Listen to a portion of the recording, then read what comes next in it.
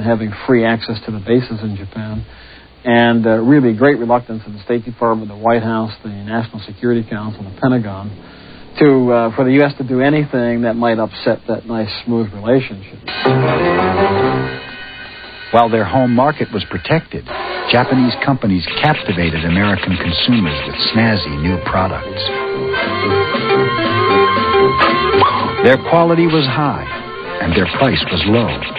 That was good news for American consumers, and bad news for U.S. TV makers.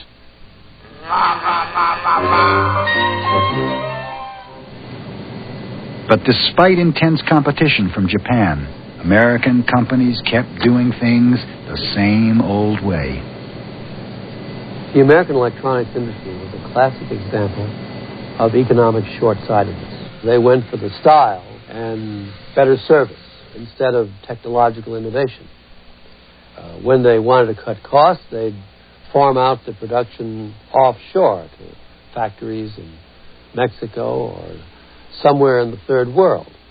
Fundamentally, they were contemptuous of Japanese competition, and of course they paid for that contempt dearly.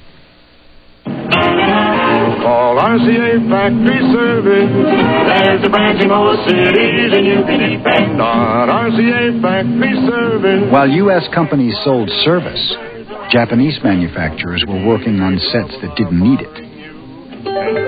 In 1966, MITI supervised a research project aimed at replacing tubes with transistors. Every Japanese TV company was involved. 3 years later, the Japanese introduced the world to the next generation of color TV.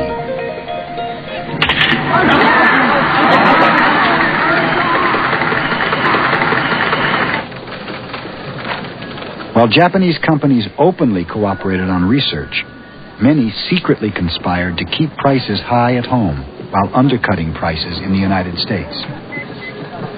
They had an arrangement in the U.S. market in which the Japanese companies agreed that they would not attack each other in the U.S. market. They would attack Motorola or Zenith or General Electric by quoting very low prices to the distributors of those companies' products, but they would not go after each other in the U.S. market. That's life. That's what people say. By the mid-1970s, American consumers were hooked on inexpensive, well-made Japanese TVs, and the U.S. television industry was mortally wounded. I said that's life.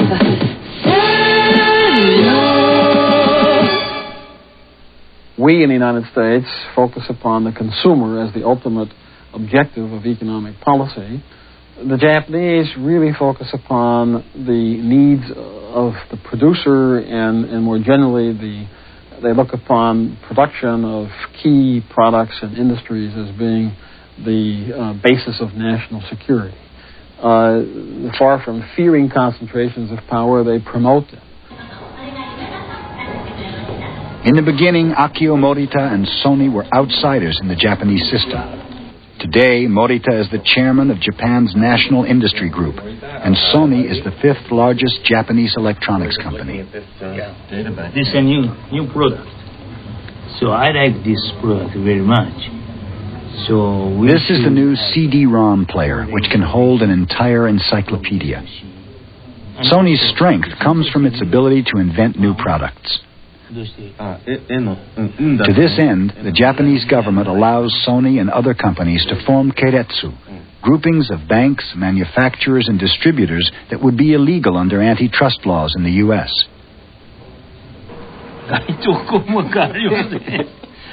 One of the differences, I think, between the U.S. and Japanese governments, certainly, and to some extent the industry, is that the Japanese side does look at an industry in a very integrated way and in a long-term perspective. And so for them, I think consumer electronics certainly was important for its own sake of producing transistor radios and color TVs. But more importantly, in the long term, they have seen the consumer electronics industry all along as a building block. From electronics, Japan moved into computers and the chips that run them, semiconductors.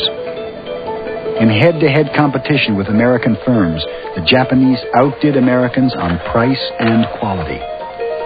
To U.S. trade negotiator Clyde Prestowitz, the financial power of the Japanese system made all the difference. During the height of the semiconductor problem, I met with the head of one of Japan's semiconductor companies. And I asked him, I said, look, I'm amazed. I know that you're making over $500 million in losses this year. I know that. And he said, yes, that's right. And I said, you've just announced you're going to expand your capacity by 40%. How do you do that? He said, our group, not our company, our group, his company is in the Mitsui group, thinks that semiconductors are fundamental to many of their businesses. And so we're going to stay in this regardless. Now, that man is a talented manager, no doubt about it. But I've known him for a long time. I don't think he's better than many American managers. But he lives in an environment in which his capital is free. Japan can offer cheap capital to industry because of high savings rates, close ties between banks and corporations, and government intervention in the stock market. It's a critical advantage over the United States. In 1989, Sony bought Columbia Pictures, a major American film producer. To help finance the takeover, Sony borrowed $2.8 billion, much of it at less than 1% interest. The game had changed. Flush with cash, Japanese companies went on a buying spree in America, acquiring large chunks of Los Angeles and New York. Purchases that provoked a very hostile reaction. Rockefeller Center with the Radio City Music Hall has been a mecca for American tourists. Now we don't own it. Will the Rockettes become geishas?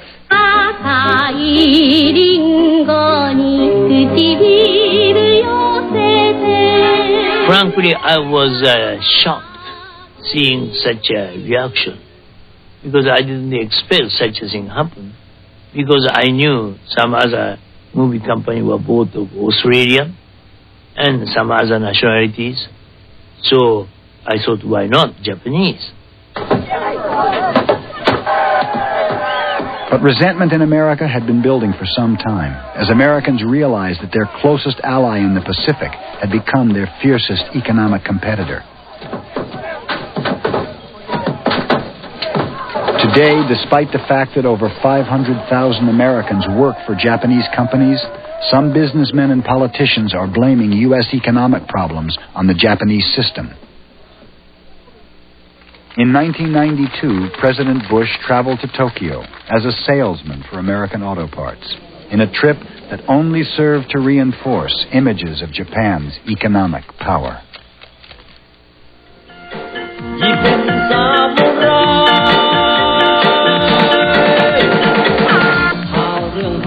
Fear of Japan is not confined to the U.S. In Thailand, this anti-Japanese rock video evokes old memories of Japan's wartime expansion. But it portrays Japan today, a hungry economic machine that's gobbling up its neighbors and the world.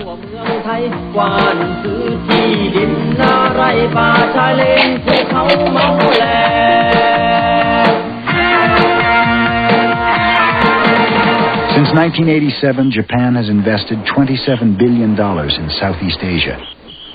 In Thailand, currently 117 Japanese companies have major operations.